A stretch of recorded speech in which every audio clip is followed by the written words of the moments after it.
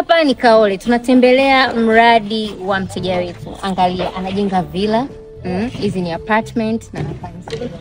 Ni swimming pool ya kisasa, pazuri sana. Tunasemaga umbali sio tatizo. Angalia, watu wanaangalia fursa, wanatembelea fursa. Kaole kuna bahari na ukiangalia kwa mbele kuna barabara ambayo moja kwa moja inatokea Zinga na ukipita kwa huku unatokea Bagamoyo mjini.